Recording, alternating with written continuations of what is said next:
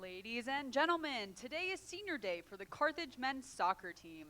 Carthage Athletics would like to take a few minutes to recognize our 6 seniors playing in their last home game today. Our first senior is Jesus Rivera.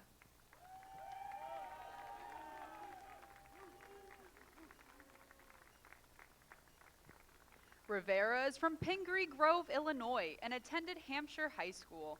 Rivera has been a part of the Carthage men's soccer team since 2019, seeing action in several games over his career.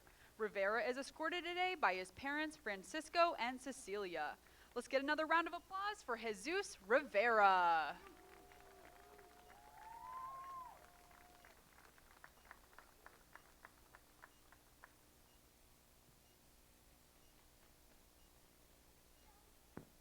Our next senior is number 00, Devon Garrison.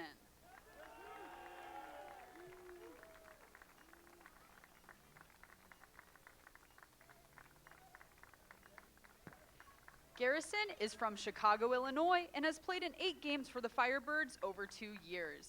Garrison has logged 20 saves, 1 shutout, and 2 wins for Carthage, as he is accompanied today by Andre and Mindy and his sister, Kaylee Garrison. One more round of applause for senior Devon Garrison.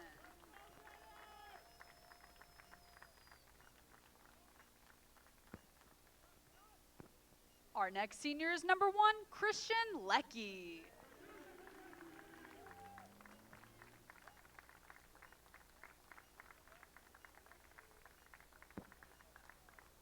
Leckie is from Medina, Illinois, and has played in 37 games for the Firebirds. In goal, Leckie has made 138 saves and 8 shutouts. Leckie is accompanied today by Greg and Beatrice.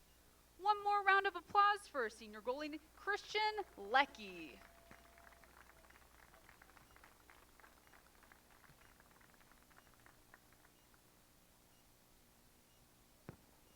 Up next is number 9, Noah Smeha.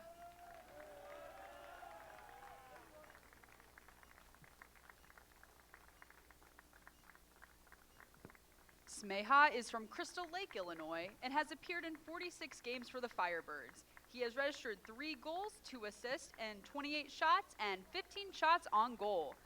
Smeha is accompanied by his parents Daniel and Sharon, brother Zion, and sister Grace. One more round of applause for senior Noah Smeha.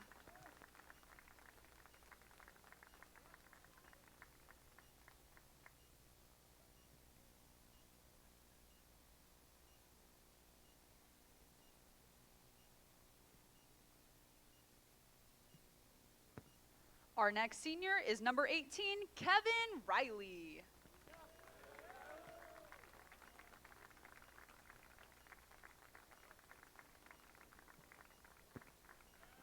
Riley is from Libertyville, Illinois, and has appeared in 74 games, logging 7 goals, 4 assists, 18 points, 33 shots, and 17 shots on goal. Riley is escorted today by his parents Ike and Kara and brother Mickey. One more round of applause for senior Kevin Riley.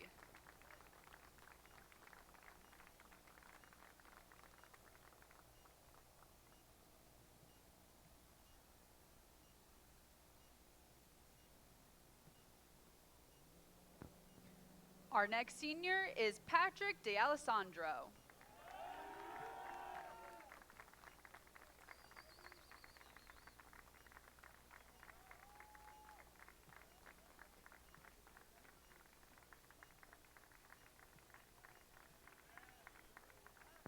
D'Alessandro is from Elgin, Illinois, and has appeared in 4 games for the Firebirds over 2 years. D'Alessandro is escorted today by Joseph and Kathleen. One more round of applause for senior Patrick D'Alessandro.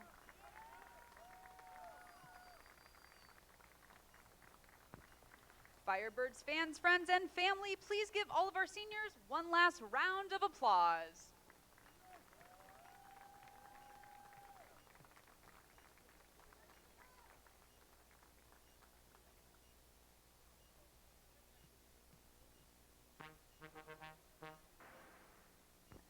Good evening, ladies and gentlemen, and welcome to Art Keller Field for today's game between the Elmhurst University Blue Jays and your Carthage College Firebirds. Let's meet today's starting lineups. First, for the visiting Blue Jays. At midfield, number 5, Hayden Madsen. At defense, number 6, Kaylin LaBelle. At forward, number 7, James Serrano. At midfield, number 8, Luke Belanco.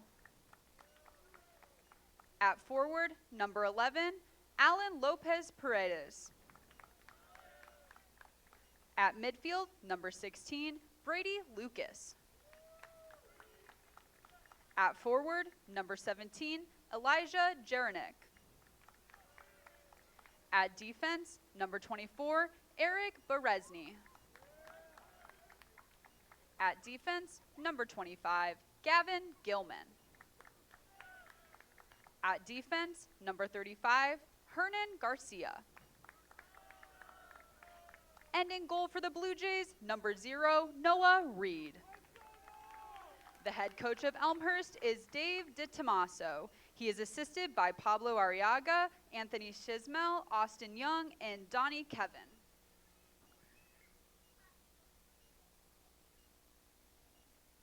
And now the starting lineup for your Carthage Firebirds. At forward, number 3, Mason McCaw. At forward, number 7, Trevor Molitor. At defense, number 13, Quinn Roth. At defense, number 18, Kevin Riley. At forward, number 19, Mickey Riley. At midfield, number 20, Nick Renfro. At defense, number 22, Colin Moran. At defense, number 23, Joe Ballas. At midfield, number 26, Eli Schofstall. At defense, number 27, Omar Cordova. And in goal for your Firebirds, number 1, Christian Leckie. The head coach of Carthage is Paul Leese. He is assisted by Colton Walter and Cale Brown. Fans, at this time, we ask that you please rise if you are able and remove your caps as we honor America with the playing of our national anthem.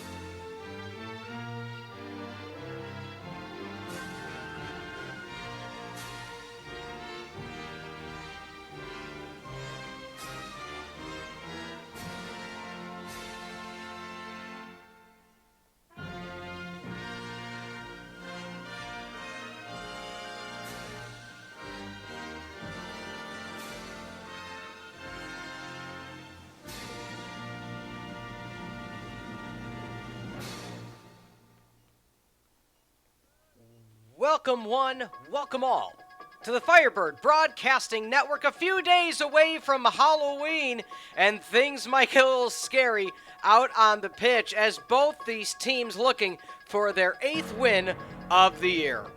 Hello everybody, I'm Peter Ferreri. Glad to be with you this chilly Thursday, or is it Wednesday? It's Wednesday. I don't even know what day it is. Wednesday evening in Kenosha. as the home Firebirds sit at 7-6-4 overall, 4-1-2 in the conference, taking on the visiting Blue Jays of Elmhurst University. They sit at 7-7-2 at 3-3-1 in the conference. It's senior day, so congratulations to all the seniors that have done an outstanding job throughout their tenure here for the Carthage University Firebirds. Postseason implications galore as the top 6 seeds make the postseason. So you may say to yourself, well, where do these two teams sit? How about at number 4 and 5 on the year, with Carroll and Illinois Wesleyan just a point behind? What an outstanding game we're about to have this evening. Again, the playoff implications, you couldn't ask for anything else here a few days away from Halloween 2022. Carthage again sits at number 4 in the conference, so more than likely going to come away with that 4th, 5th, or 6th seed.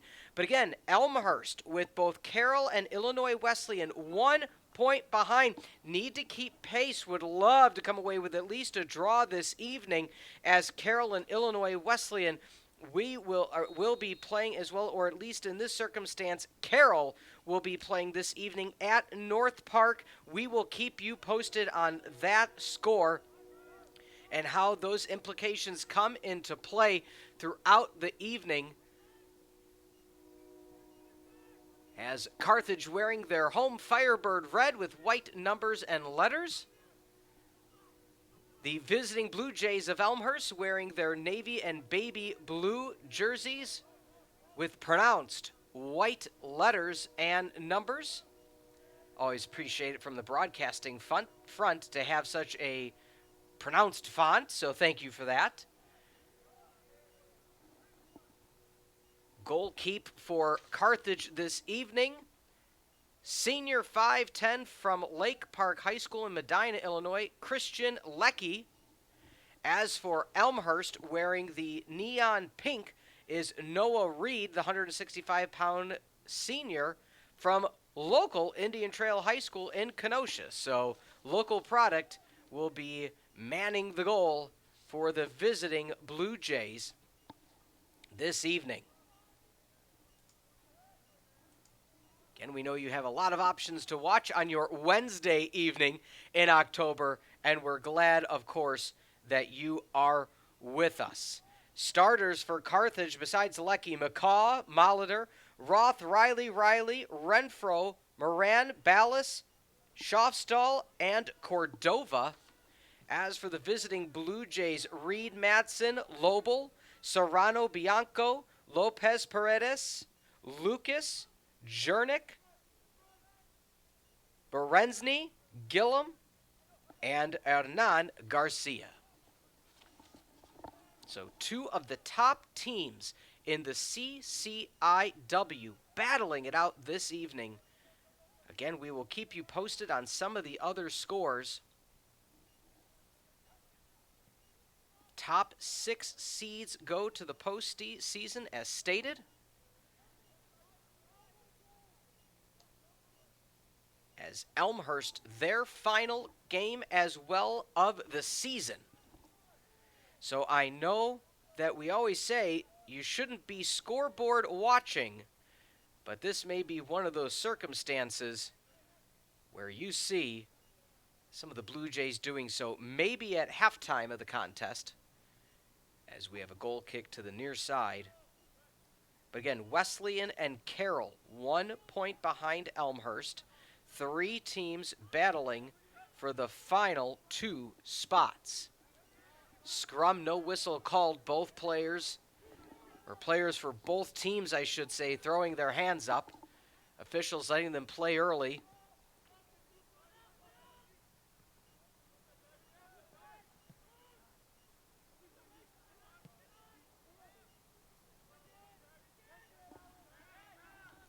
That'll get chipped to the near side, headed back into play. Pulling things around was McCaw. Looking up ahead, nothing there from Molitor.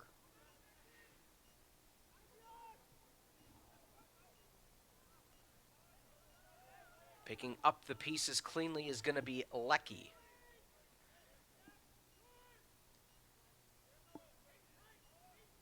So again, we'll keep you posted of scores throughout the evening.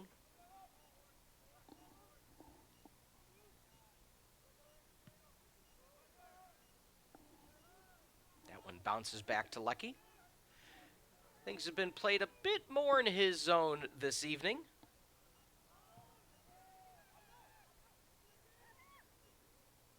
Again, Illinois Wesleyan's men's soccer team, they have finished up their season for the year.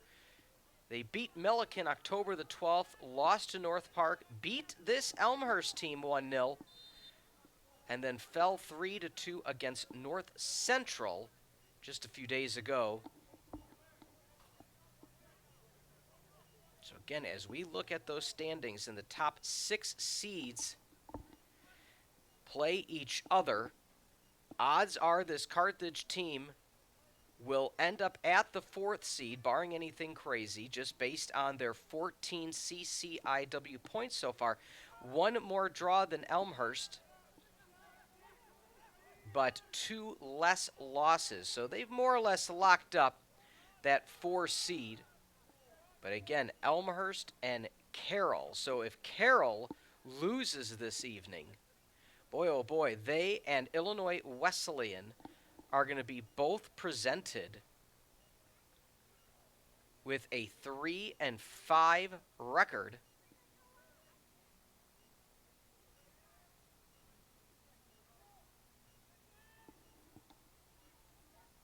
So Carthage all but to host in a few days, but Elmhurst, a lot on the line here.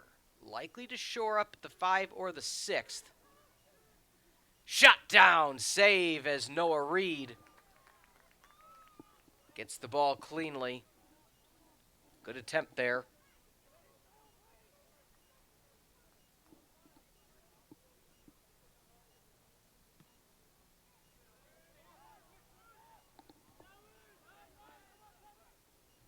Headed back, beautiful Art Keller Field, multi-purpose facility, men's and women's soccer, men's and women's lacrosse, and of course, the Firebird football program.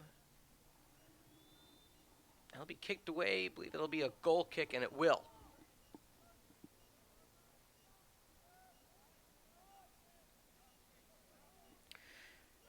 So Carroll did defeat Illinois Wesleyan 2-1, but lost to this Elmhurst squad.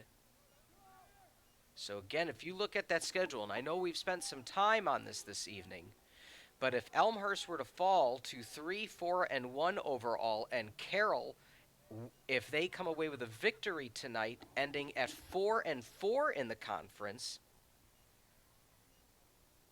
Carroll would jump Elmhurst in the standings. But then on the flip side, should Elmhurst tie and Carroll, so if Elmhurst ties, they would stay above Carroll, possibly by going 3-3-2. So a lot on the line for those final 2 seeds between Elmhurst and Carroll.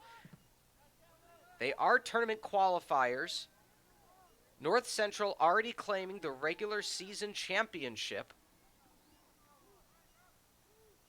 So we'll keep you posted on what the implications may be between Elmhurst and Carroll this evening. Again, this Saturday evening, time TBD as of now. Likely in the evening will be the quarterfinals. Likely Carthage hosting one of these schools. Elmhurst might come right back here this weekend, or it might be Carroll.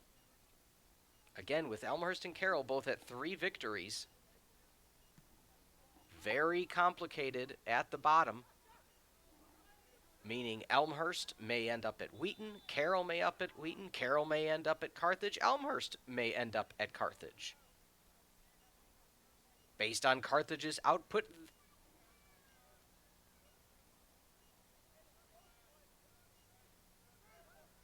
Wheaton also plays Milliken tonight. Milliken winless in conference play, but you never know. If Milliken comes away with victory over Wheaton and Carthage wins, Carthage jumps to the 3 seed and therefore play the 6 seed. Math wasn't my strong suit, so I appreciate you staying with me as Lecky picks up the pieces. Just about 9 minutes into the contest. 2 shots, 1 officially on goal for Carthage. Again, we saw Noah Reed drop down to pick it up.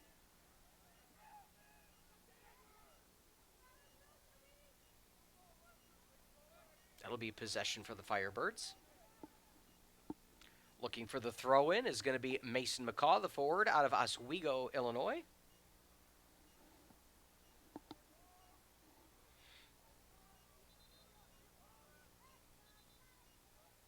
Again, we will be back Saturday for that quarterfinal action.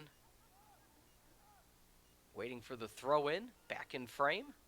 Headed up in the air, headed away. Carthage trying to get control. Near side, left foot, picked up by Reed. I always appreciate the long-range challenge, that time by the left foot of Trevor Molitor out of Omro High School.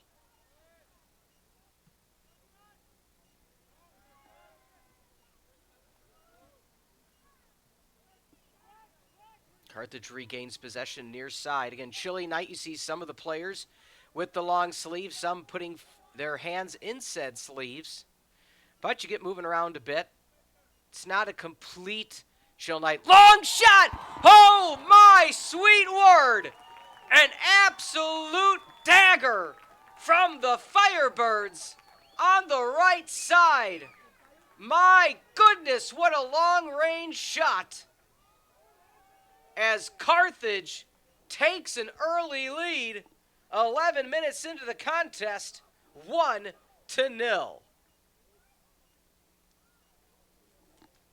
What a long-range shot by Mickey Riley. So I was just talking about the glorious long-range shots, and folks, we saw one there.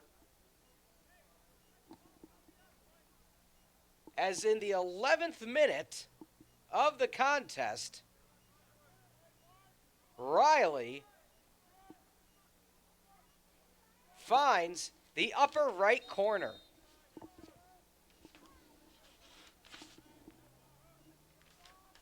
And we're here. It is senior day.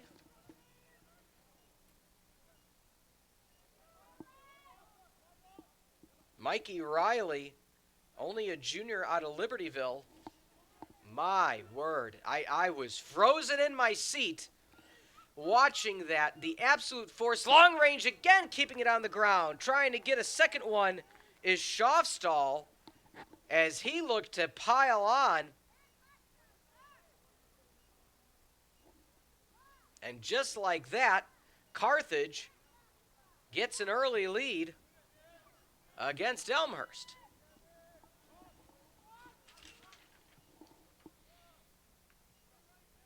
Mikey Riley, number 19, 9 goals on the year. Make that number 10 out of 8 assists, his 20th shot on goal. What a season for the junior.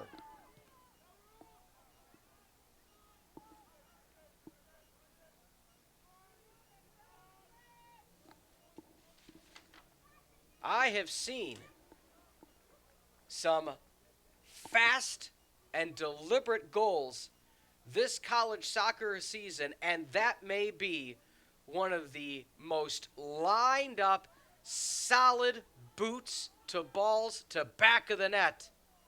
My word. That'll be a throw-in for Elmhurst. So now Elmhurst, at some point, now, again, reminder, folks, no overtime in the 2022 NCAA season. Hence, you see the draws that have compiled across the CCIW. In Elmhurst's last game against Wisconsin-Platteville, they fell 4-3. They did find those 3 goals, 4 of which were shots on goal out of 6 shots total. So it's not as if they don't have the capabilities to do so. They also have already secured a playoff spot. But again, do you want to go against this Carthage team again? Or do you want to face Wheaton?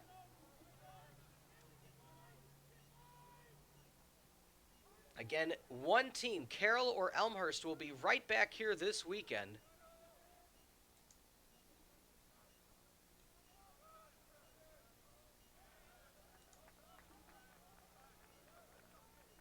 As wearing the double gloves is Joe Ballas.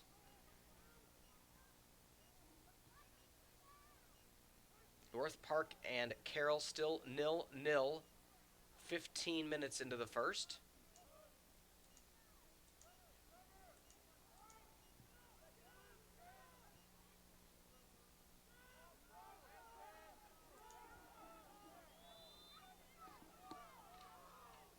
Coach Lease in his first season for Carthage Soccer, already securing a postseason bid and home hosting.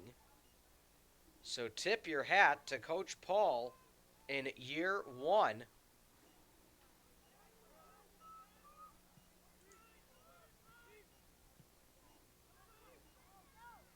And also Noah Reed, the goalkeeper for Elmhurst, the freshman out of Fairview, Pennsylvania. There is not much he could have done against that. I mean, just kissed under the crossbar. He had all of his 6-foot frame stretched out as much as possible.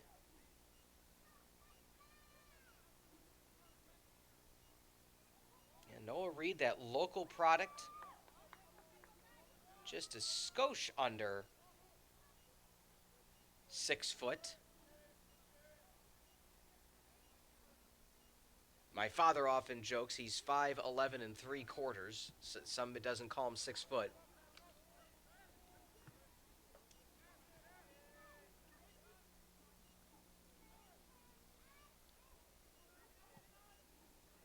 That's sent away into the Kenosha sky.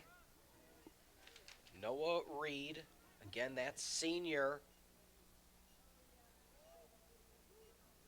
Team captain 2 seasons in high school for Indian Trail, 3-year varsity letter earner. First team all-conference as a senior and second team as a junior.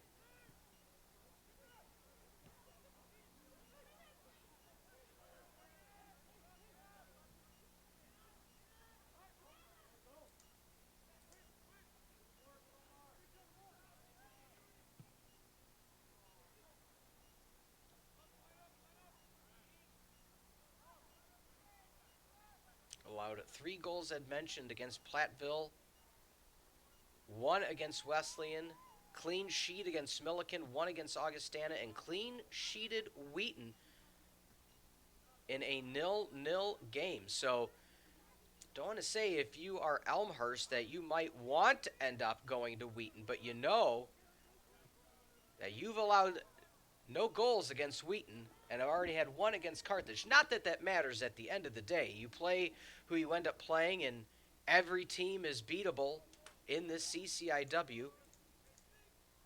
Albeit North Central sits at 6-0-1. They did yield a draw.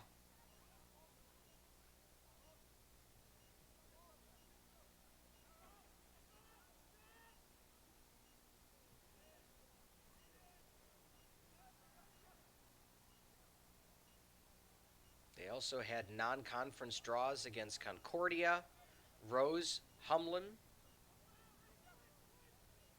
Aurora, and then as mentioned in conference play, a draw against North Park that was a 2-2 draw on the 12th of this month.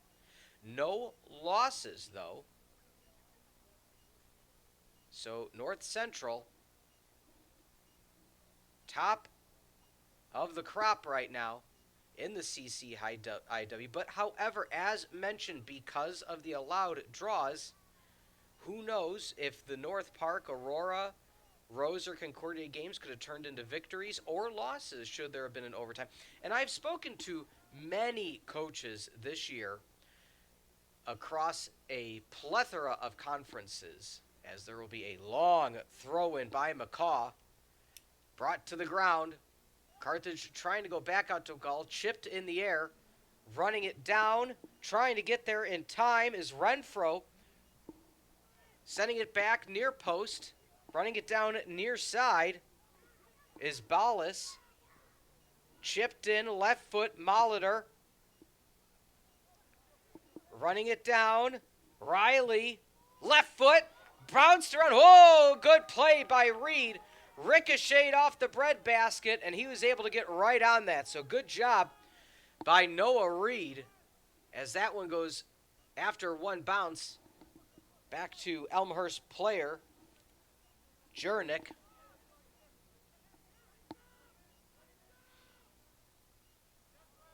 But again, speaking of those coaches, some coaches have flat out said, based on how the team is playing and running and their fitness in a given day, we may play for the draw. We may try to kill out the clock exponentially earlier than we ever have before, knowing that there's no golden goal, knowing that there's no overtime. Now, mind you, in the postseason, there will be overtime. You have to have a winner there.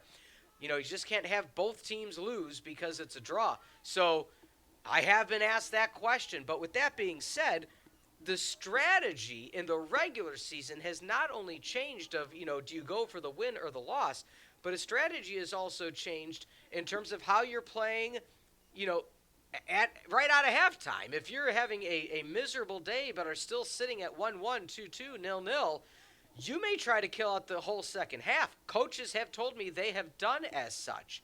And so when you look at a game like today, not much to play for Carthage besides, optimism and, ability to do great things. But throughout the season, as we talk about this outstanding regular season conference and non-conference for North Central, who knows if some of their games, such as a 3-2 victory against Carroll or a 3-2 victory against Illinois Wesleyan, if that would have been played differently. Very much so the same likes of if North Park called to a draw, Aurora University, non-conference game, or on the other side, if things are going so well, you keep pressing, but then allow for the other team to turn that defense into offense, and they turn around and tie things up quickly when you might have had a lead. It's such a different landscape here in college soccer this year. It is truly fascinating. It's been a joy to call. It's a joy to be here this evening. So it'll be so fun to see how things play out in the postseason. So Elmhurst now sitting to try to figure out how they can get back on the offensive themselves.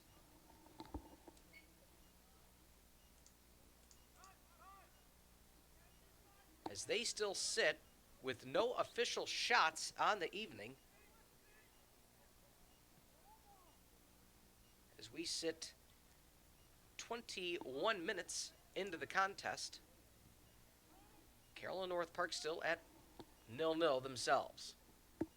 Peter Ferreri here on the Firebird Broadcasting Network. Final regular season game for both squads. Both squads already in playoff, already slated for the playoff or the tournament for the CCIW. Where and when they play and who, still TBD.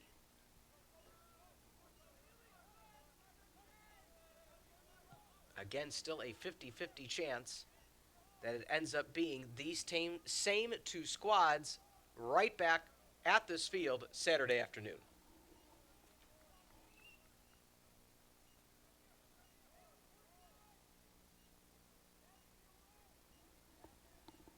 As looking for the throw-in now is McCaw. McCaw, an excellent job at the throw-ins, decides to go short with that one.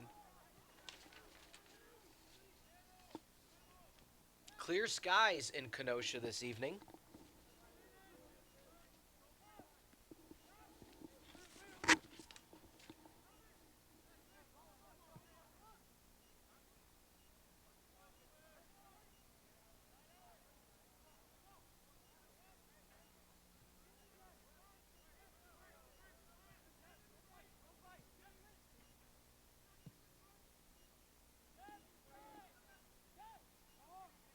going far.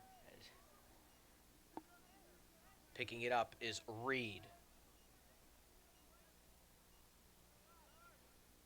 So we have 45-degree temperatures in Kenosha. The high today was 49. Looking ahead to Saturday, looks like a sunny day, 56 with no clouds expected. So a beautiful Saturday slated for CCIW NCAA soccer tournament action. Nice job splitting the hairs of the defense of the Firebirds. Pushing ahead is Elmhurst, making a run. Carthage gets in the lane, not able to do anything with it. Elmhurst now maintaining possession. That'll be for Garcia.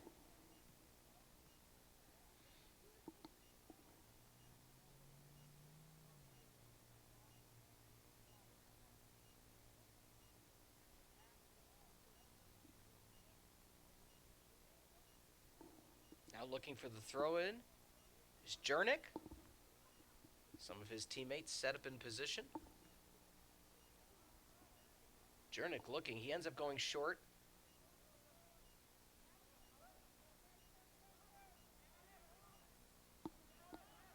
As Carthage clears out near side. Making a run. Full sprint is Molitor.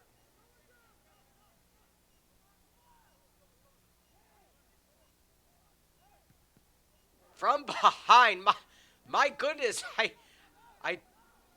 believe an Elmhurst player just got a ball to the back of the skull, as that'll be shot wide left, as Molitor took a shot and still on the ground at midfield. I believe,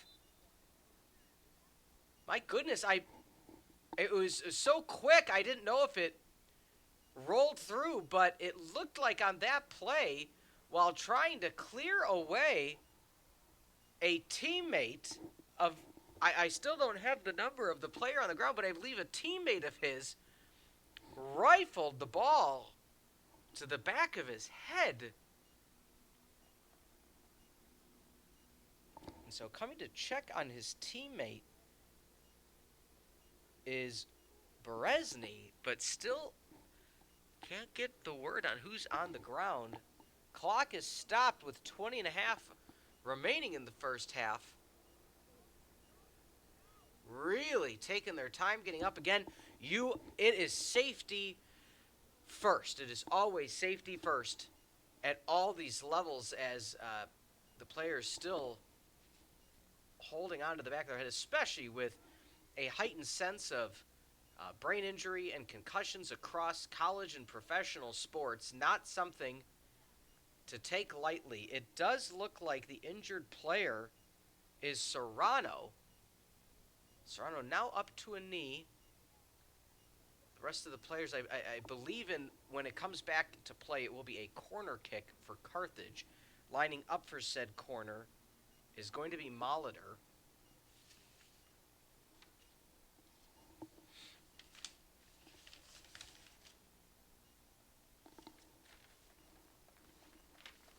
Molitor now standing. Serrano is now standing. Fans clapping for him as, again, hopefully it wasn't full back of the head, but the neck region. Not that that would feel any better, but, lessens the chance of a concussion. And now slowly, as we see here, departing the field is James Serrano, the senior out of Marmion Academy in Elgin.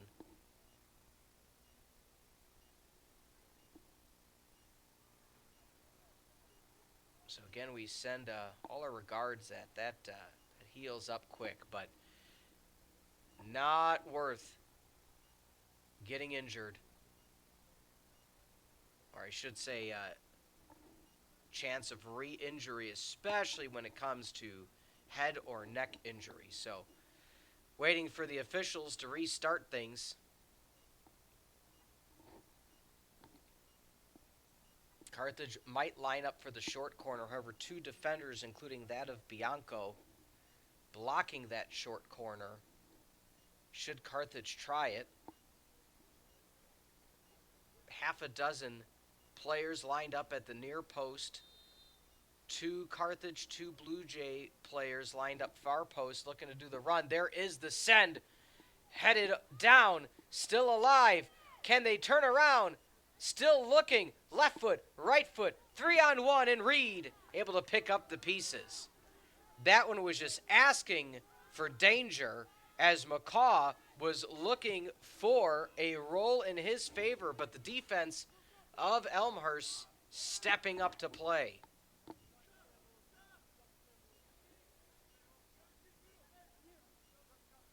Looking for the throw-in on the near side is Gilman, excuse me.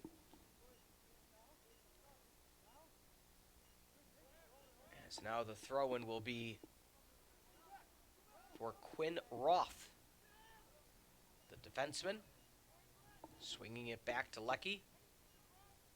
Again, outstanding pregame senior day ceremony. Players getting a lovely plaque, some artwork, many of which went out there with their family members. So, congrats to them and their success, and of course, best of luck to both these squads and their seniors in postseason play.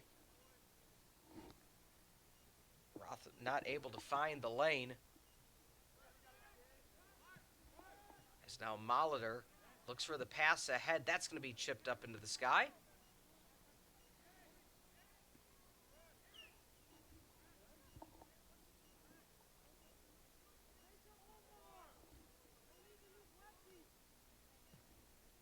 Passing it near to far.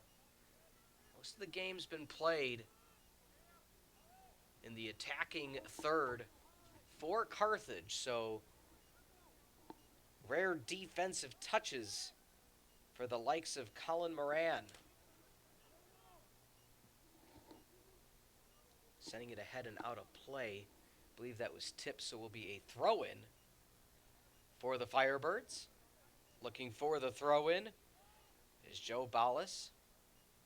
Pass ahead, that one goes out of play, so not able to get there in time was McCaw.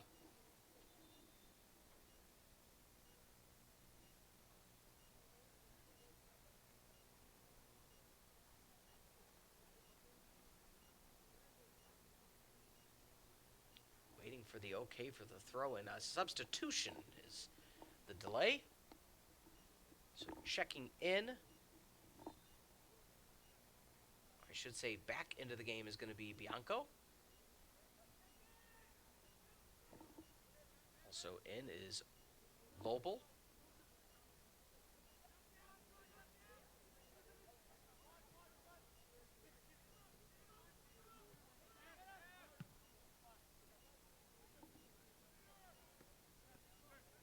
There'll be a throw-in for Elmhurst. On the short side is Gilman.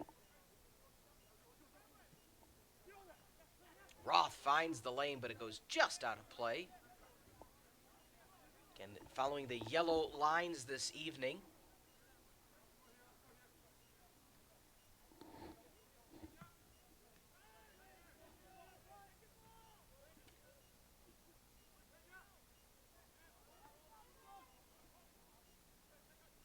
Firebirds doing a stellar job this evening of not allowing Elmhurst a clean lane. Trying to make the challenge to no avail was McCaw. McCaw was looking to press that defensive front of Elmhurst. See what they could do now with this possession. Renfro was in on that. Passed ahead, onside. Looking right, finding a lane, right foot. Nothing you could do but watch it go to the back of the net. Crisp passing. Flipping the defense to offense. Elmhurst celebrates in the corner.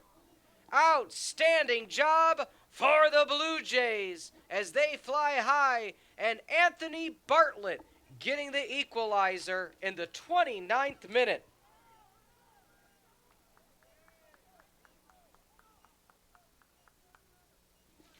Crisp passing. My goodness, we sometimes overemphasize or over-elaborate when it's good passing. But clearly, that was a 2-on-1 situation. Goalkeep Lecky wasn't able to do much. He didn't know, as the assist was from Lopez. So Lopez could have kept it himself.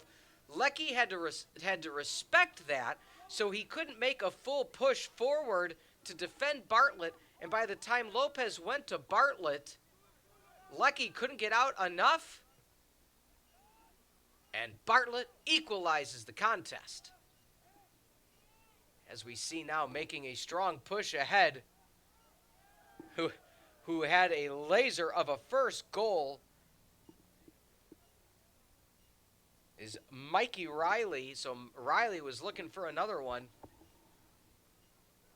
So with their first official shot on goal is a goal for Elmhurst, Anthony Bartlett.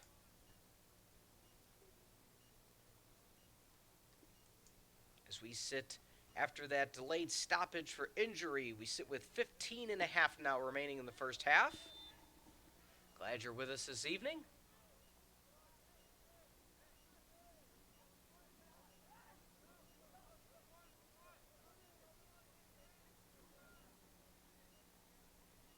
As we'll have a set piece for Elmhurst directly at midfield.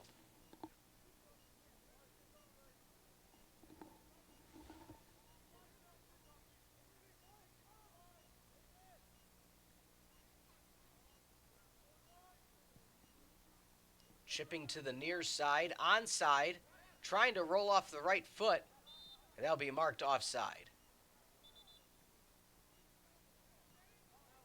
So possession will go back to that of the Firebirds. So just to recap, Lopez the assist to Bartlett, the equalizer for Elmhurst on their only shot of the evening, successful.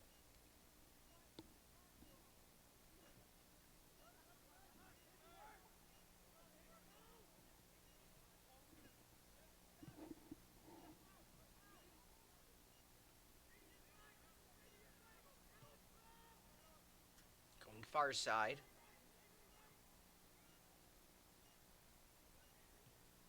Firebirds now. Roth has tried to swing it around. Running it down successfully is Reed. Didn't necessarily have to go out that far, but as the phrase goes, often safe than sorry.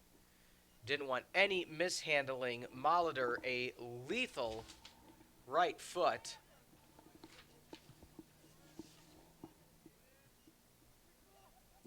Molitor, 5 assists on the year in all 17 contests played.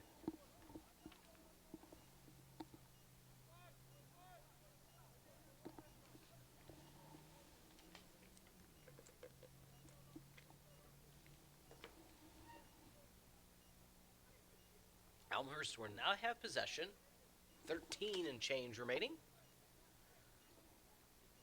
These past 10 minutes or so have been all Elmhurst as they have been able to consistently apply the pressure against the Firebirds. So what had favored the Firebirds the entirety of the first half quickly has swung the way of Elmhurst. Again, at the end of the game, scoreboard is what matters more than style points or shots on goal. So as we sit now, albeit one may look at the shot differential of 8-1, it's still 1-1 on the scoreboard. Strong tackle and hitting the ground is a Firebird.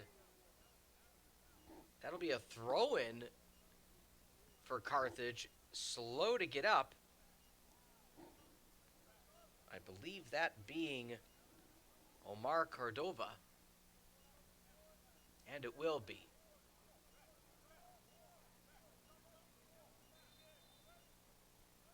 So don't be surprised for a strong Carthage throw-in to then send it right back forward with all that space. Near side, they've been trying to set this up most of the evening, is Roth. Roth to Milder, back to Roth. Chipped ahead. Headed away by the Blue Jays. Roth trying to run it down. Sends it ahead with the left, making a run. Can Crowder get there? He cannot.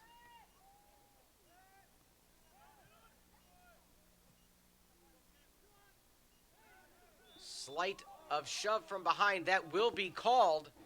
Not happy about it is Eli Schofstall, but nonetheless, the Blue Jays keeping that bit of momentum on their side, causing, and it did look fairly obvious from our vantage point up here in the booth, that was going to be the call.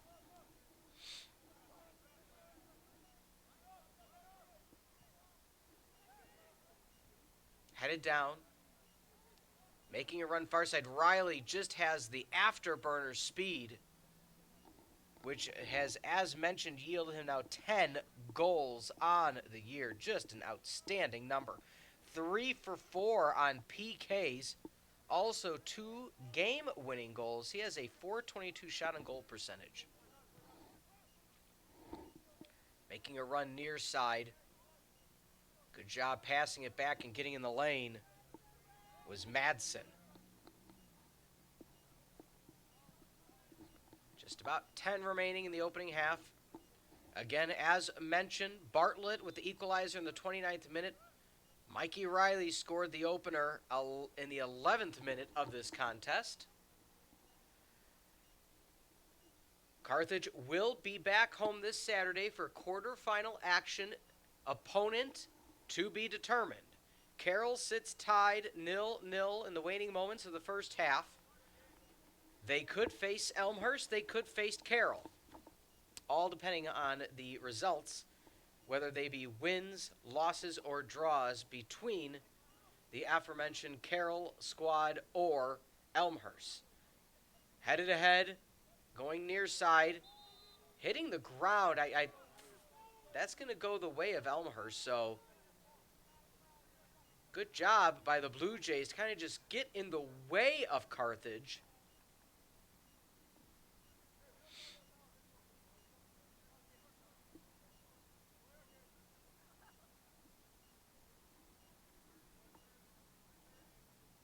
Noah Reed now will take his time to send it into the chill of the Kenosha sky. Not able to run it down.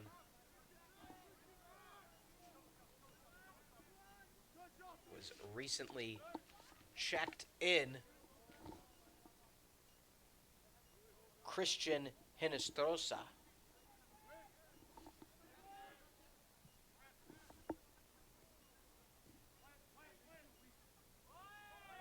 Aforementioned Hinestrosa kind of was waiting for that. Let it go past. But now a run. Far side. Riley onside. Gets it before it goes out of play to set up his attack for the Firebirds. Centering pass one time back, and they swing it all the way near side to Roth. They've tried to do so this evening on multiple occasions. Surprised there Roth didn't make a move up. And Hinestrosa now looks mid. He gets the chip pass back ahead. Slide tackle, trying to force a corner, and we'll have a goal kick. Outstanding play, defensive side by the midfielder Hayden Madsen, the senior out of Las Vegas Bishop Gorman High School.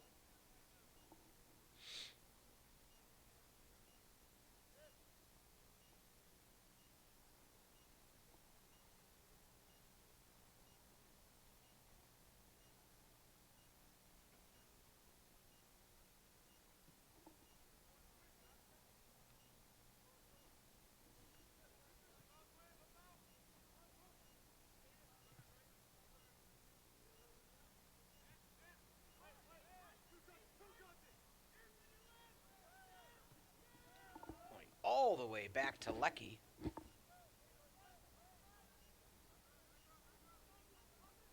Carthage a bit flat in these past few minutes. Again, their main shot that yielded a goal was a long-range shot. As mentioned, very glorious. And prior to that, by just a few moments, was another long-range attempt that just missed. So the success so far for Carthage hasn't been getting deep penetration into the zone, but rather that of from farther out, not allowing the defense to get in the lane. So now Carthage making a run, looking for the pass back or keeping himself. Passing back to Nostrosa. Sends it high into the center. Open goal, I believe they're going to say offsides, however. So Noah Reed was a good 15 yards out of goal. I can be more exact with my measurements with the field measurements down for football. But as we are now under 6 in the opening half,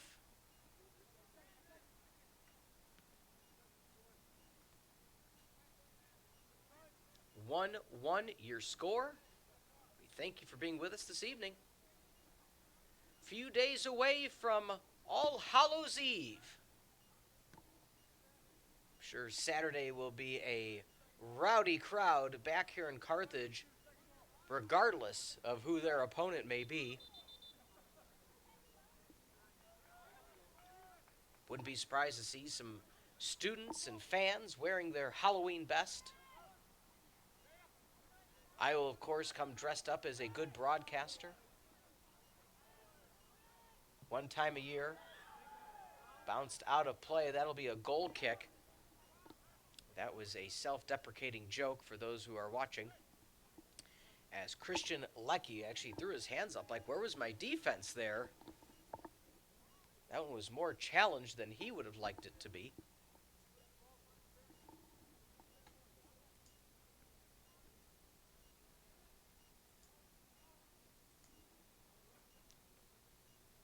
Leckie now taking his time. Again, Leckie out of Lake Park High School. Son of Greg and Beatrice, business major. 3-year letter winner at Lake Park. MVP of his senior season. All Duquesne Conference his senior year, honorable mention. All area, all sectional teams. High school record of 21 career shutouts at time of graduation. Conference championship and 4th place finish his senior year of high school. So it's what you love to see at this college level. It just talks about how elite of a player to be. I mean, these are the absolute best of the best in their individual college or high schools. All are on the same field at the collegiate level. Carthage now trying to make a run. Looking for the footwork is Crowder. As that one rolls out of play. Almost. Actually, it was picked up by Speedster, and that'll be a throw-in. So Elmhurst trying to get fancy and heel kick it into the offender. That was Joe Ballas. As having the throw-in now is going to be Schofstall. So under 3 remaining in the first half. 1-1 your score. Throw-in will be Schofstall. Schofstall out of Fremda High School in Inverness, Illinois. He is a freshman. High throw-in near side. Bit of a pinball action. In the air. Pass near side. Finding the lane is Elmhurst and clearing it out. Solid job onside. Can Elmhurst make another quick defense and offensive run? Gilman at the helm. Trying to run it down. Not able to get in the lane. Good job by Inostrosa. Ahead now to the speedster, Riley. That will be sent out of play. Should be throw-in for the Firebirds. It is. So looking for the throw-in now. Mikey Riley, he actually leaves the ball there. Again, if you are Carthage, you want to just have one or two opportunities left and let the rest of the time just end on its own. So you want to have your attempt and not allow enough time for Elmhurst to come back. We'll see if that comes into fruition.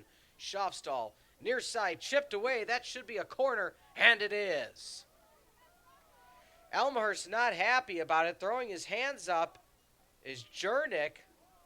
But again, the official on the spot made the call that Carthage now will have a corner. And as crazy as that may sound, this is the first corner of the game. On the ground. Still alive. Good job by Elmhurst taking away any lane that Carthage was looking for. As we're now under 60 seconds. That was actually the second corner of the evening. Thought there might have been one earlier in the contest. That was a bit delayed, but nonetheless, half a minute. Inestrosa sends it ahead to Reed. Reed can either sit on it or send his team ahead. Looks like he's just going to sit on it. He's trying to push the team forward. Maybe allowing for one more shot. Reed looking near side, headed in the air. Elmhurst seems content to just let this one run out. That'll be kicked out of play. It looks like neither team is interested in having the throw-in. And at the end of the first half, it's the Firebirds and Blue Jays tied at 1 apiece. When we come back, second half stats, action, and the conclusion of the regular season, Senior Day. It's Peter Ferreri on the Firebird Broadcasting Network for CCIW Sports. Welcome back. Second half action, NCAA soccer on the men's side as Elmhurst has a 1-1 draw so far against the Blue Jays of Elmhurst University. Hello, everybody. I'm your commentator for the evening, Peter Ferreri. I am glad to be with you for Senior Nights, the final game of the regular season. What are the postseason implications, you may ask? Well, as our standings graphic showed at halftime, Carroll nipping at the heels of Elmhurst. Elmhurst or Carroll will be playing here at Carthage this Saturday afternoon. That time to be determined and the outcome to be determined. Why do I say that? North Park now leads 1-0 against Carroll, and Elmhurst is tied against the Firebirds. Should Elmhurst hold this tie, they will be the 5th seed and will take on Carthage this weekend.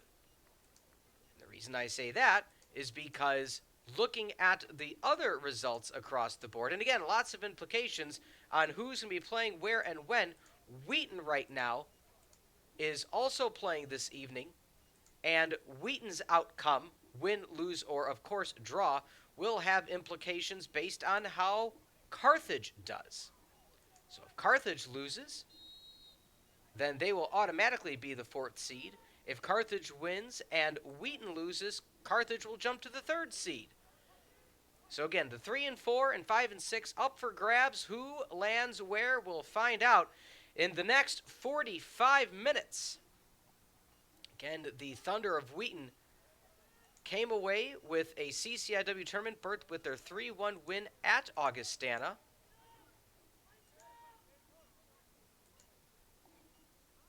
So we'll have all of that information and more. Wheaton is 4-1-2 in the conference.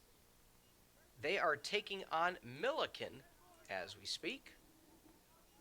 And that is a 1-0 game as the Thunder lead Milliken. So if the Thunder go ahead and win, they will maintain that 3rd seed.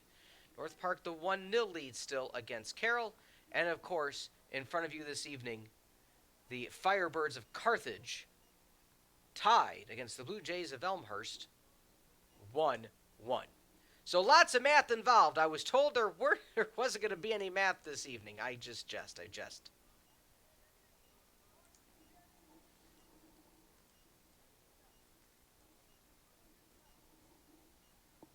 Looks to be a Long throw in for the Blue Jays if they switch sides. Blue Jays, of course, in the Navy. Good save, sliding by Lecky. Was going to go out of play, but can't take any chances. Now a long-range throw in, trying to set up the offensive attack on the far side.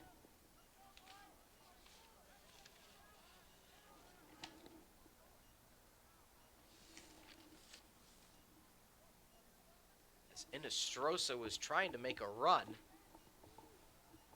Again, the recap, Mikey O'Reilly, 11th minute goal for Carthage. And then 18 minutes later, Bartlett gets the equalizer for Elmhurst.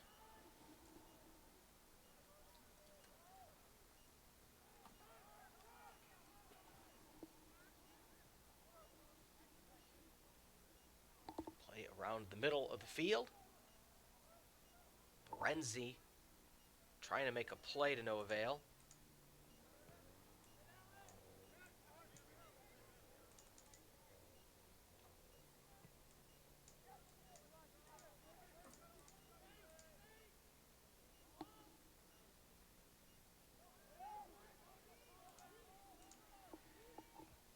Trying to do a centering pass, but not able to get it cleanly through the legs of the defenders, allowing for Noah Reed to pick up the pieces and try to push the squad forward.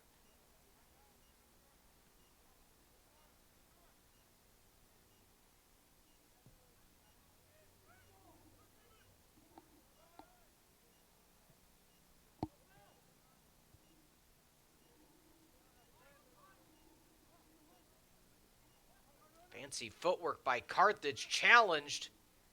No whistle. Near trying to run near side.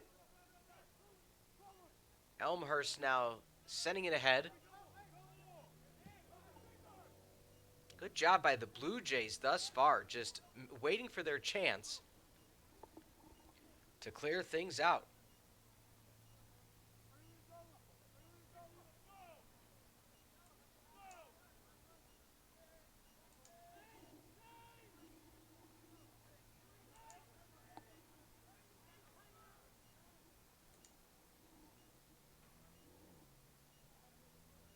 Carthage now sending it back to Lecky to reassess and go near side.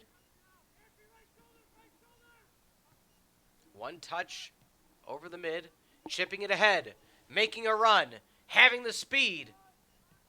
Left foot away. Some players chirping at each other as Noah Reed has a few words as he came way out of the goal, chirping away at Luis Garduno as they got tripped up amongst one another.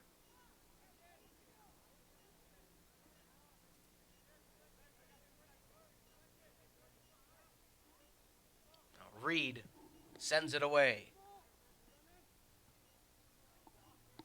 That one will go out of play. Throw in for the Firebirds will be Ballas.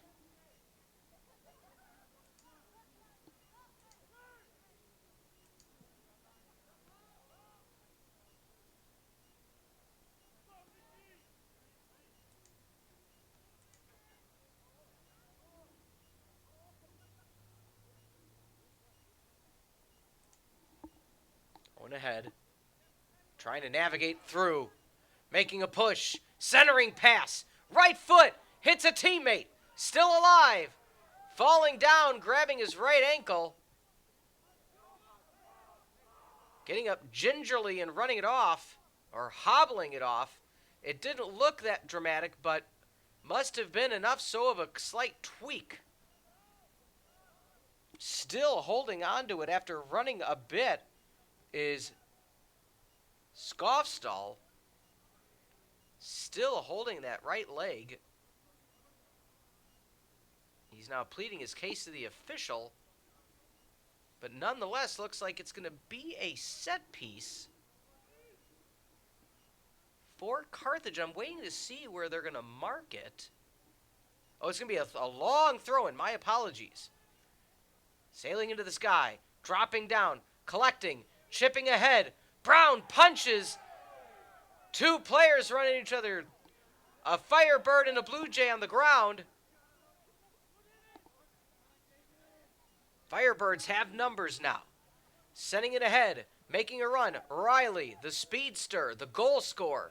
He slips as he retreats. Team captain band on his right forearm as well. Chipped ahead, headed down, and a beautiful save by Noah Reed. Full extension on the 5'11" frame, and every inch of it was needed for the Kenosha product to stop that one from finding the upper right corner and back of the net, yielding what looks to be a corner, and it will be. Wasn't sure if that was going to be a long throw into a corner, so we will have a corner kick. Marking short in case they do the short corner is Garduno, as Riley lines up with the right boot. Two defenders short. Garduno runs away. Riley sends it in. Curling. Picked up. Reed. Clean. Good job by Reed. Full sprint ahead. And that will cause a throw-in for Elmhurst. So the absolute sprint by Anthony Bartlett. Name sound familiar? Scored the goal for Elmhurst. Bartlett, an absolute sprint, forcing forcing Carthage to make a decision.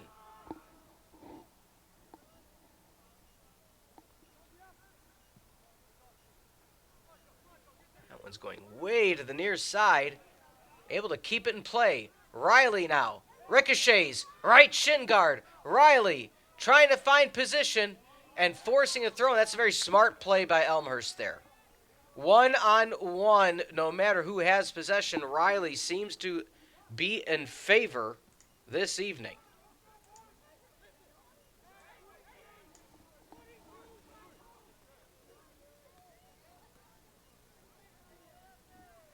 Long throw in, as always, McCaw. He's got the left foot, and that will be a field goal. 3 points.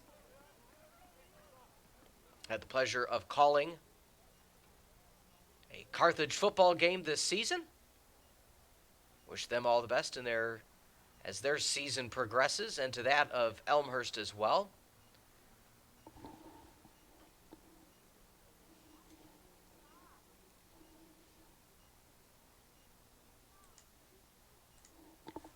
So Reed now looking for the goal kick. Just about 9 minutes into the second half. Because of the injury stoppage, this looks to be looks to have the possibility of being the final whistled game of the evening. Again, Milliken trailing the Thunder 1-0. Carthage Carroll still trailing North Park 1-0 as well. So if those, right foot taken away. Elmhurst getting in the lane. Outstanding job defensively by the Blue Jays.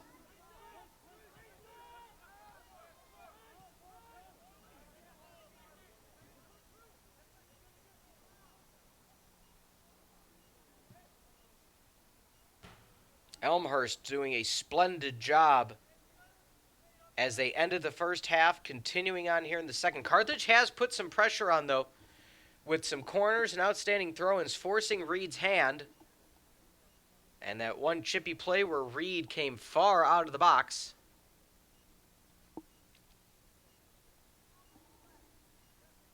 And it looks to be a throw-in on the far side of the field for McCaw. Again, McCaw, the strong arms of the law here for the Firebirds.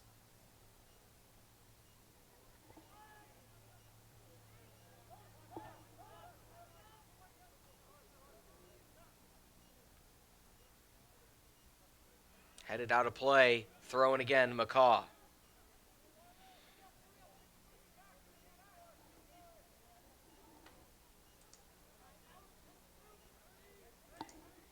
McCaw now, the throw in again. Out of Oswego High School, the 6'2" junior. Sending the night sky, son of Matt and Sarah. Played club at Galaxy Soccer Club. All-state, all-sectional, all-conference selection. The Beacon News MVP in high school. Passed ahead, trying to run it down is Riley. He won't get there, but that'll be a throw-in for the Firebirds.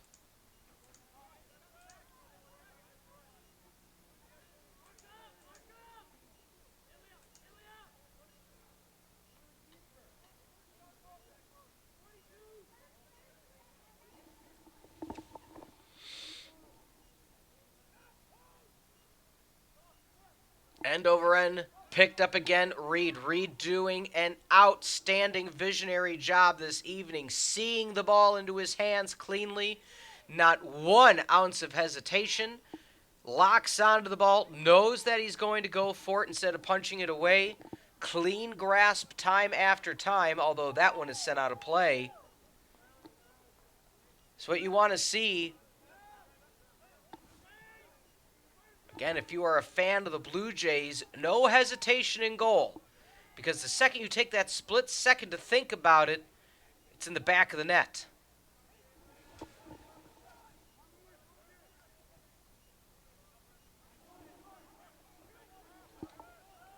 That'll be a throw-in now for Elmhurst. A rare throw-in, as they've seemed to favor that of the home Firebirds this evening. No wind to speak of, 45 degrees, Art Keller Field, Peter Ferreri, Firebird Broadcasting Network. Final night for the seniors and final regular season action of the regular season. Both these squads set for the CCIW tournament, which begins Saturday.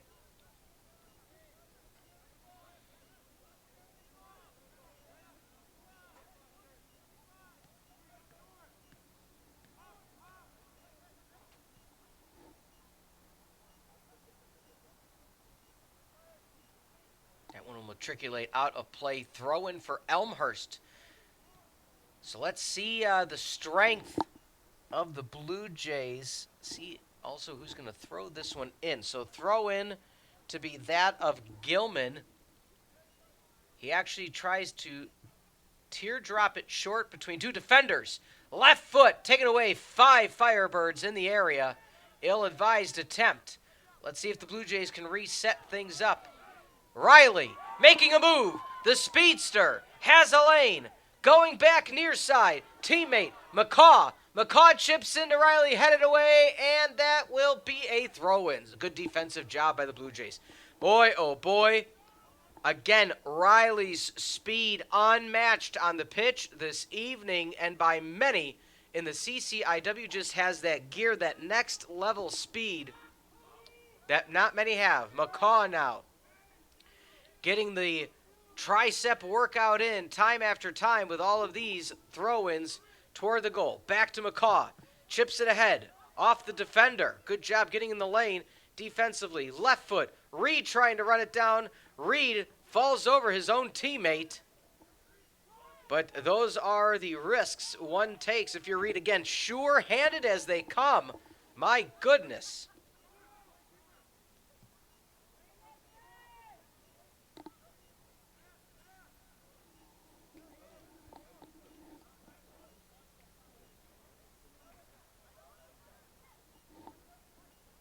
High arcing pass.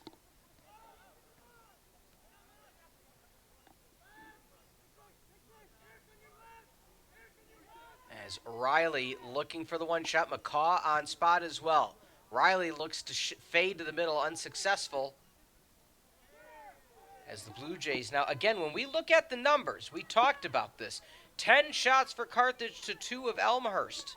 Still tied at 1s on the board.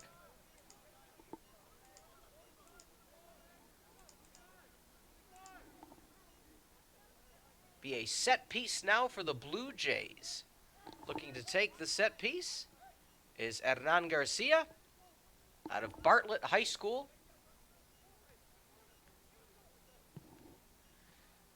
Solid pass ahead, headed down. Carthage having to send that one out of play. Oh, that could have been dangerous.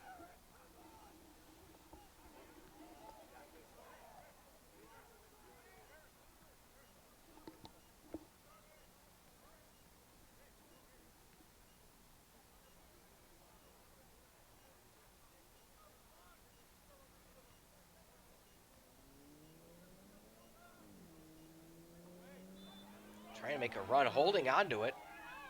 Let's see what this call is going to be. That's going to be a set piece for Elmhurst. So Elmhurst, a set piece deep in the attack zone for Carthage. So Lecky right now calling out to his teammates where he wants everybody to be.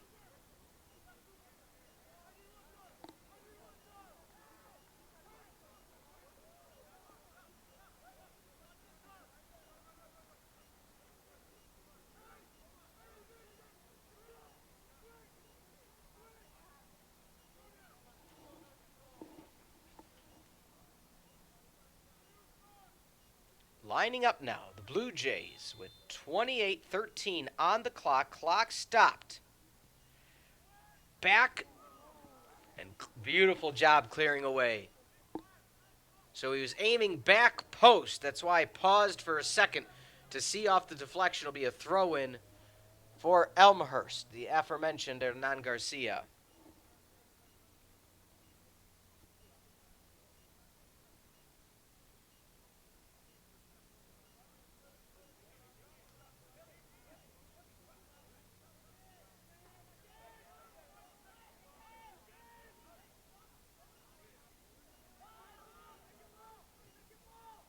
Headed back to the near side. Down. Elmhurst now looking for possession. Oh, outstanding defensive play by Ballas. A Elmhurst player more just throws his body weight into McCaw. McCaw shrugs it off, drops it on the ground. Ballas now for the throw-in. However, there is a Blue Jay on the pitch. Did not see that happen. That may have been a off-ball injury. He's grasping at his left leg. You hate to see it, when a player's just running or jogging for the ball and they collapse to the ground holding their leg. I mean, you see it across all sports.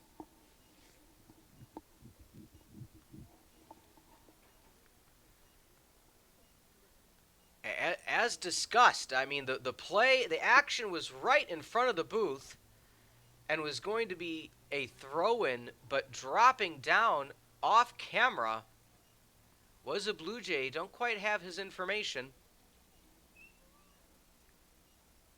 as he's surrounded by teammates and staff.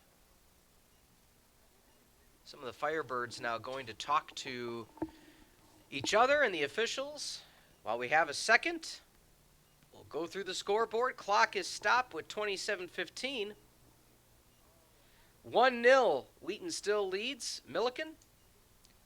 And just like that, North Park has extended their lead 2-0 against Carroll. So they scored in the 50th minute on a PK. And then Wickman just scored for North Park. So North Park looking to head to 5-1-2 in the CCIW. Carroll looking to follow 3-5. So Carroll looking to be the 6th seed. And if that stands, that means they will be heading to Wheaton, Illinois this weekend. As walking off now, the injured player, Alan Lopez Paredes. You could see a bit of a hitch in his step, but able to walk out under his own accord.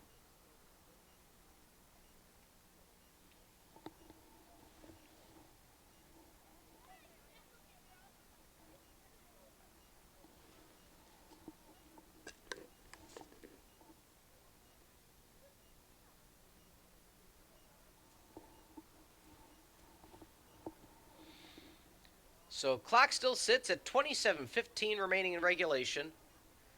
Not to say the game is for naught. You feel each other out, because should these scores stand, not only here this evening, but across the board, as again Wheaton leads Milliken, North Park leads Carroll, it looks to be these two squads meeting up in 3 days. So we're under play again. Thank you for staying with us here on the Firebird Broadcasting Network.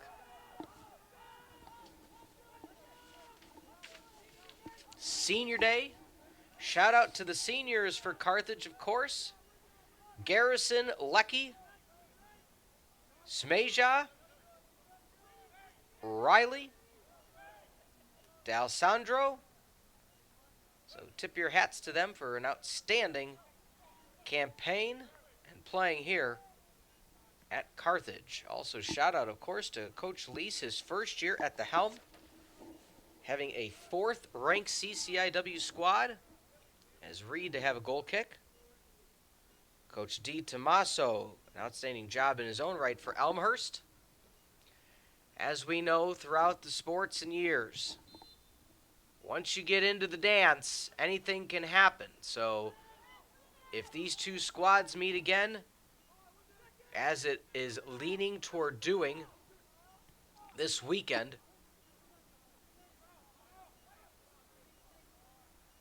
they'll have felt each other out. They'll have known each other's ins and outs. Have to come up with an updated plan. Now, with that being said, I have spoken to many coaches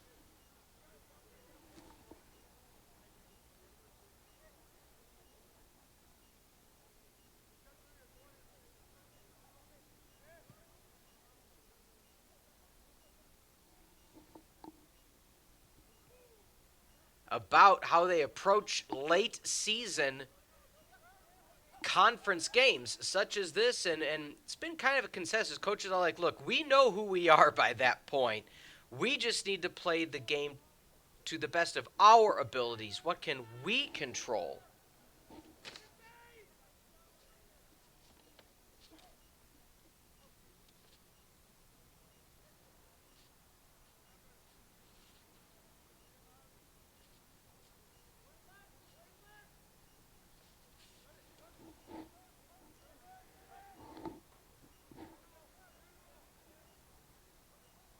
So again, with these two squads, I mean, you're at a 1-1 draw right now with under 25 remaining.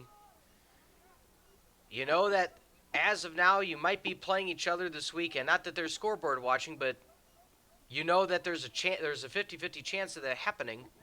And so with that being said, you just got to play your brand of soccer to the best of your ability. I'm going to be excited, I'll tell you right now. Should these results stand and these two squads with everything on the line Saturday, sign me up. Come, if you're watching from home, join us again. 2 games on the Firebird Broadcasting Network Saturday, 2 p.m. women's volleyball matchup, 7 p.m. likely slated.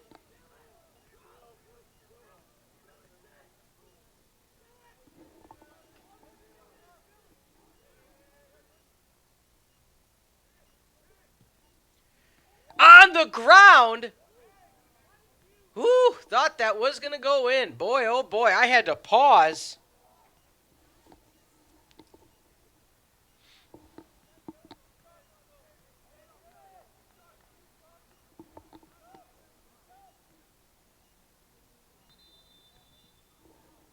As Noah Reed now with the goal kick. That was a laser shot by Carthage.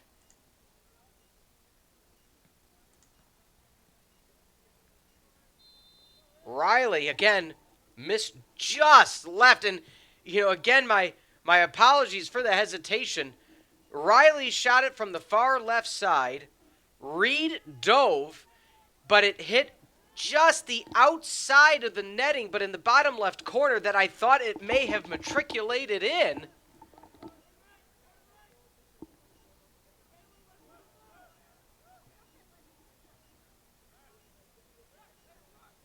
It did not, so we sit at 1 apiece. Riley at 3 shots now. Elmhurst trying to look at their own. Right hand, ground, chipped in, left foot. Goal for the Blue Jays. My goodness, they have such a limited amount of shots on goal. Their 4th shot on goal and 2nd goal. What an outstanding play. All smiles by the Blue Jays, greeting their Blue Jay bench. Beautiful shot attempt from the far sideline. Lecky punches at it.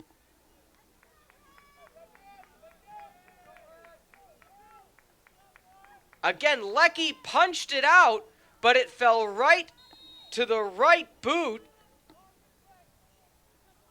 of Jernick. The assist by Rutherford.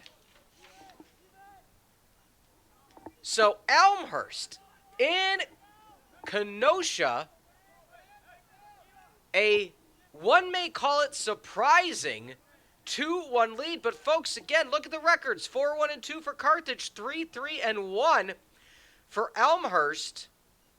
Both teams at 7 wins on the season. So it's as evenly matched contest as you're going to get. And if this is truly what we end up seeing this weekend, with all signs pointing to yes, with this outcome especially, oh my goodness.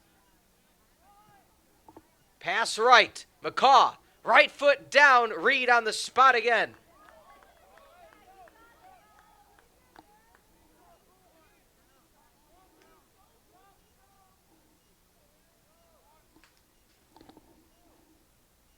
So in the 68th minute, 40 minutes after their last goal, Elmhurst breaks the dead heat. So just to recap, Riley scored on a scorcher 11 minutes in. Bartlett found the equalizer in the 29th. And Jernick in the 68th, almost 40 minutes later, finds the go-ahead goal. So again, with under 21 minutes, just to repeat, where does this line things up? With an Elmhurst loss, with a Carthage loss and Elmhurst win, that will make them the 4 and 5 seeds, which means they play each other Saturday evening, and the 3 and 6 will then likely be Wheaton and Carroll. Mind you, as stated, Carroll is losing, Wheaton is winning, which would have yielded this result anyway. But now with this result this evening, that will be the outcome, regardless of what those other ones. So should they draw a tie, should they have a loss, if Carthage still loses, we'll have that 4 and 5 seed matchup this Saturday. So thrilling goal. My goodness, it just ricocheted away. Sending it high. For your Carthage, though, on senior night, you got a lot of time left to find your own equalizer. I am sure Lecky not happy that that is the result.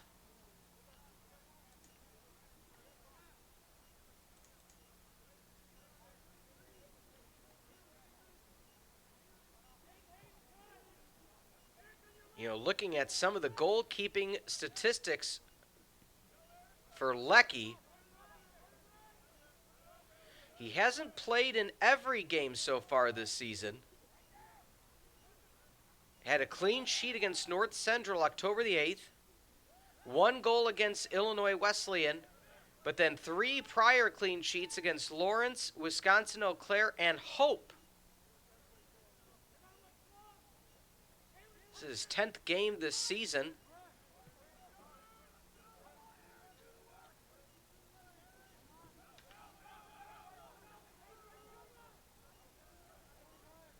One may say that, being the senior, getting the senior start. Substitution as Inestrosa looks to check in.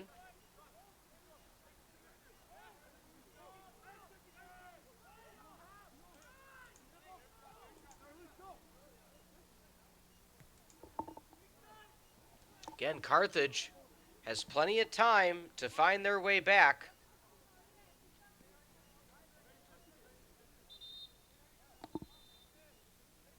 Tino Krohonen has gotten more starts of late than that of Lecky. Krohonen, Milliken, North Park, Wheaton, Lake Forest has started all of those games. Had a clean sheet against Lake Forest, allowed 1 goal against Milliken and Wheaton, and 2 against North Park. So it'll be interesting to see which way things go this Saturday. One may suggest that the Finnish goalkeeper, Karhonen, will likely get the start in goal on Saturday. But that yet remains to be seen.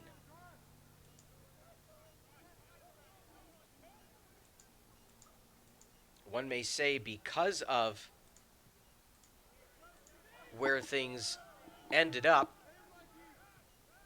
in the standings and the implications, that regardless of where your result is, you're hosting a game this Saturday, they figured, hey, let's give Lucky a find your senior start. Or at least that could be my assumption on the evening. Under 17 remaining in regulation. 2-1, Elmhurst. Goals, Bartlett, Jernick.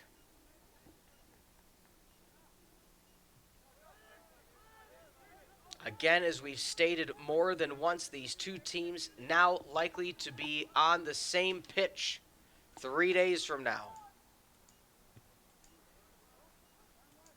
Another score to more than likely put to bed. North Park has now extended their lead 4-0 against Carroll with a goal in the 75th and 76th minute. So that will firmly, despite the outcome here today, put Elmhurst at the 5 seed.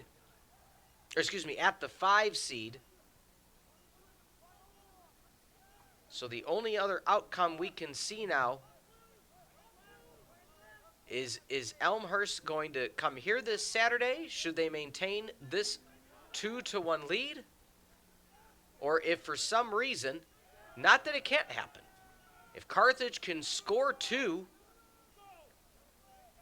to take the lead over Elmhurst and Milliken somehow finds the equalizer over Wheaton, again, the math adds up that would put Carthage against Elmhurst regardless. So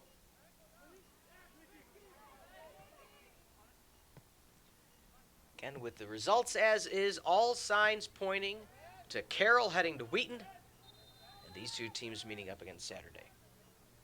It bears repeating as many times as we have, just because each and every moment these two teams are on the pitch, they are learning tendencies. They're seeing each other's prowess, how they attack, how they defend.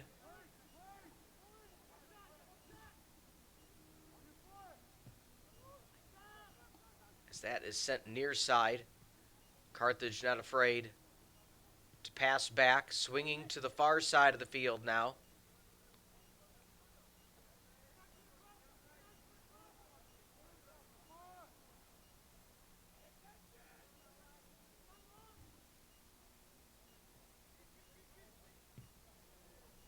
Sent far out of play. That might even go into the stands on the one hop, and it does. I was excited for that. Off in the distance, actually hit the far side bleachers.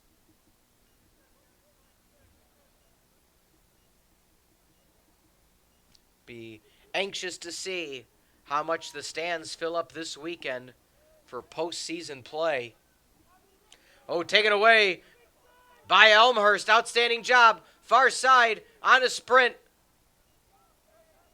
Defender running it down and setting that out of play. Forcing the throw in is Blake Box, who recently checked in.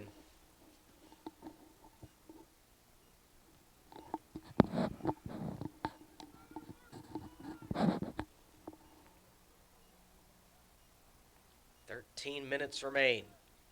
Elmhurst would like to extend that lead if can. Again, it's also, people forget, besides the physicality of this beautiful game, the mental aspect You're Elmhurst. You're coming into town at your opponent's field on senior day. And if you can end with a 2-goal lead, knowing right foot kicked away, back, trying to make a run, able to pick up the pieces is Lecky. My goodness, one bounced away again. Great save. Wasn't able to control it again. Full extension to stop it. Taken away again by Elmhurst. Passes ahead. Looking to set up the offense. It's Martinez. Be a goal kick now for Lecky. But again, as I was stating, if you come away with a victory on senior night against your opponent that you will be playing in 3 days' time, that is a mental advantage saying, hey, we did it once, let's go do it again. You know, if you're Carthage, you have to say to yourself, well, we had the lead. We scored the first goal 11 minutes into the contest, and we watched it evaporate and not only allowed the equalizer, but allowed them to go ahead and win. You know, that's going to weigh on your mind. You got to quickly forget that outcome should that be how things end in 11 and a half minutes.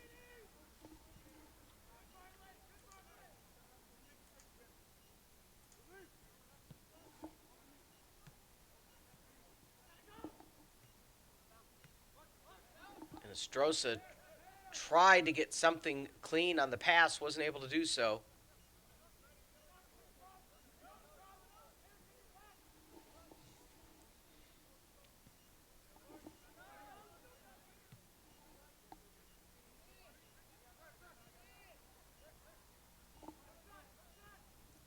Passing with the right, nothing there. Far side. Carthage scored their goal on a long-range attempt. Let's see if they try to set up for the same here. Chipping it ahead. Again, as sure-handed as they come, Noah Reed. And no question for Noah Reed. And his not only excellent play in the goal, but he has started all recent games. Only time yielding any time was a 3-0 loss against North Central a month ago on the 24th, having played all but 15 minutes. Otherwise, from the 1st of September to today, minus as well the game against Wisconsin Platteville, where 3 goals were allowed. Whistle, and that looks like Riley will have a set piece.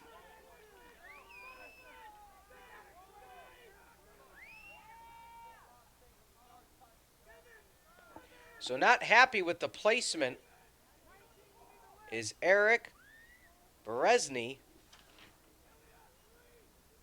Berezny out of Mentor, Ohio. Now setting up what they want to do with this attack is Riley and Co.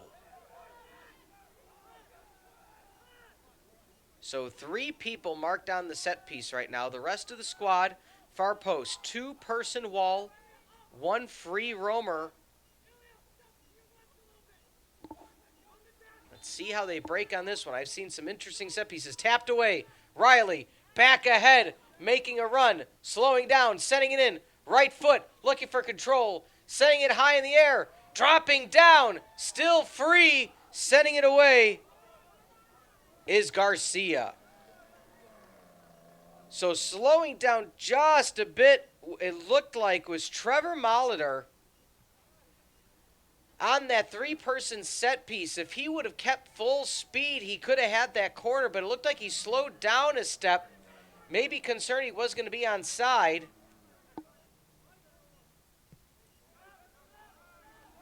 Nonetheless, no goal yielded. 8.5 remaining in regulation. No overtime as Elmhurst looks to secure the 5 seed in final CCIW regular season play.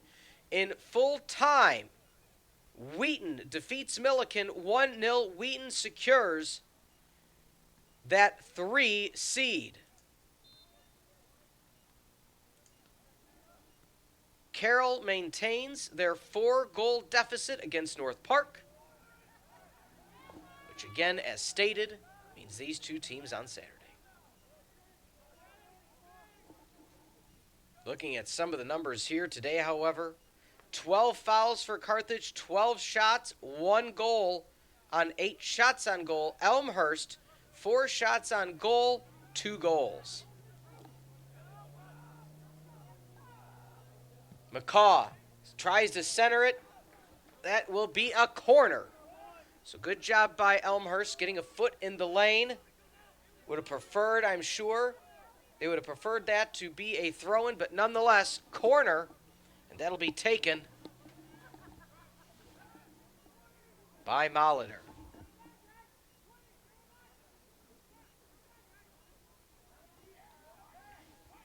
Molitor lines up, looks to be taken with the left toe to bend in. It's away, far post. My goodness. Noah Reed, sure-handed as they come.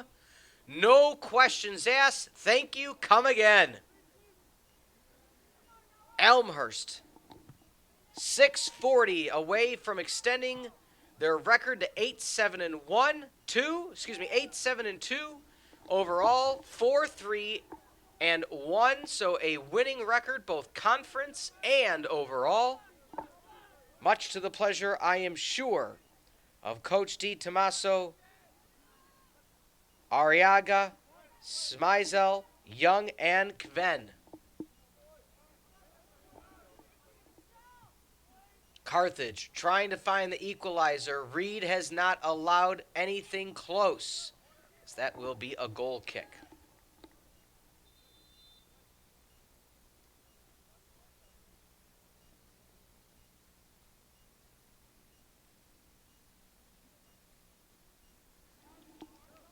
So looking for the throw-in now will be Noah Reed.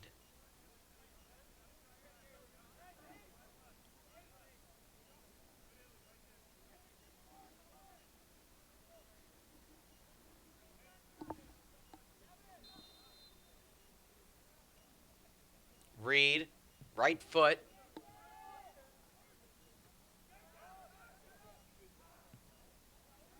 Still alive.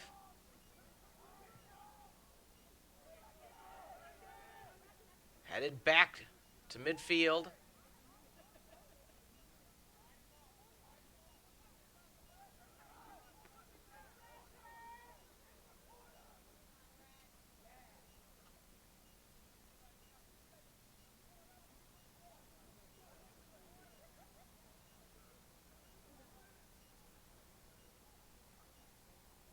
Throw in now for the Blue Jays. Under 5 in regulation to get a beautiful 2-1 victory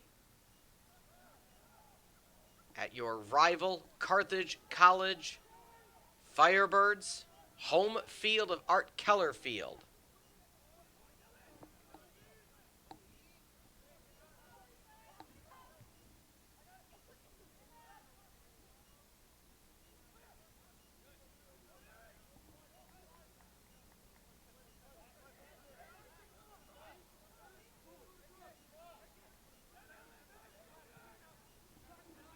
Looking for the chip ahead. Healed. Head. Riley. Moving. Left foot. Oh, he went bottom right, and the same result happened as happened just a few moments ago. It hit the bottom right corner on the outside of the netting. Goal kick for Reed. Under 4 in regulation. Both teams fitness tested this evening. Even goalkeeper Reed, heavy of breath after being tested time and time again.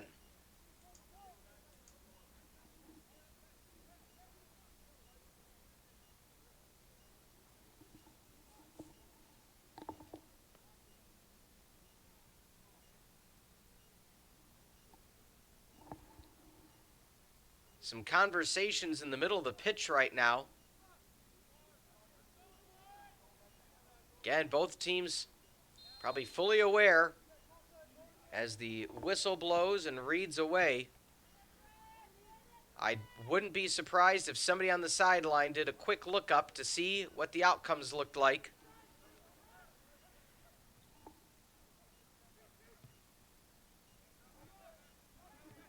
Carthage has had their long-range chances after that first goal, but nothing closer than that. Elmhurst, quick scoring goals. Didn't need time to set anything up. Got good deflection goals. Passing far side. Trying to send it in like a wide receiver. Noah Reed catches it between the numbers and has no qualms about slowing things down.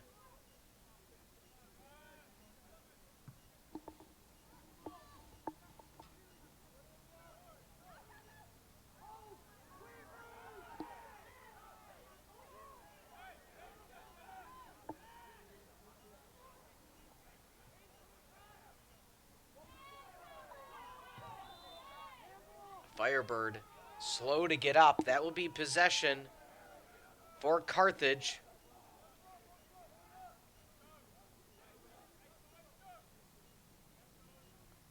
Looks like taking the set piece will be Riley.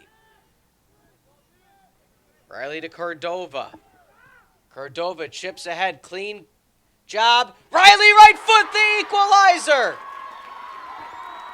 With 2:07 remaining. The powerful right toe of Mikey Riley pointing to the skies. The Kenosha kicker finds the equalizer. 2-2 against the visiting Blue Jays. What outstanding dedication to the play was Carthage.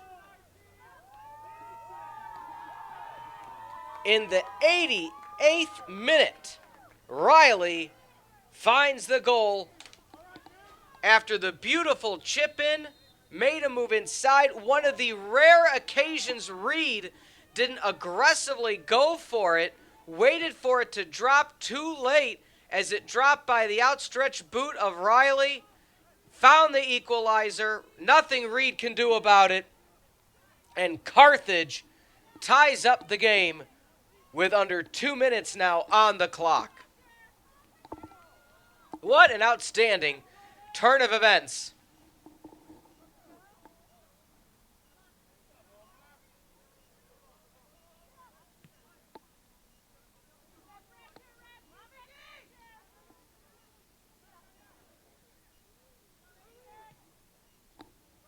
However, Elmhurst not going quietly in the final 85 seconds. No overtime, so what a talking point and what a storyline if this game ends in a 2-2 draw to end the regular season, to say, let's run it back Saturday. Riley's sending it ahead.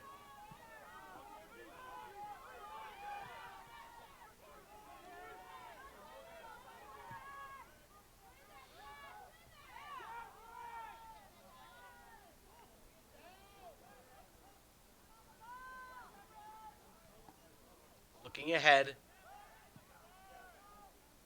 Carthage just now clearing pass after clearing pass with less than 30 seconds. Reed picks it up. He may take one more drop kick. He does. Headed away. Running it down. 10 seconds. Elmhurst might try for one more long range. Why not? Making a run. Sending it in. Chipping away. 3, 2, and 1. That's going to be it. That's going to be all she wrote as the Blue Jays come into Kenosha and have a result of a draw against the home Firebirds. And folks, as I stated a few minutes ago, let's run it back Saturday. North Park defeated Carroll. Wheaton defeated Milliken, meaning should our calculations be correct and we hit 88 miles an hour, Back to the Future reference, of course, that means Carthage, Elmhurst, right back here, Saturday evening, Central Standard Time. Make sure you check with cciw.org to confirm that time, as these two teams yield a draw in full time, and they will be right back in action. No ties this weekend. CCIW tournament play. Some of the final stats. Again, both teams scored 2 goals, 14 shots for Carthage, 5 of Elmhurst. No yellow or red cards for either team. 5 corners for Carthage, 1 for Elmhurst. 12 fouls for the Firebirds, 4 for the Blue Jays. And at full time, as we see here, 7 saves for Reed and Elmhurst. Needed all 7 of them. And that corner kick differential. So an outstanding contest by both teams. Tip your hats to the seniors, as it was once again Senior Day here in Kenosha at Art Keller Field. So again, ladies and gentlemen, on behalf of all the directors and camera operators and producers, it is a beautiful evening. Mike Love, our EP, John Voinovich, our producer. Outstanding crew as always. These two teams to meet 3 days from now, same time, same place, as it will be an outstanding rematch. That one will have a winner. This program has been a presentation of Firebird Broadcast Productions and Carthage College. Ladies and gentlemen, I want to wish you a good evening. We will see you back here on Saturday. Have a good night.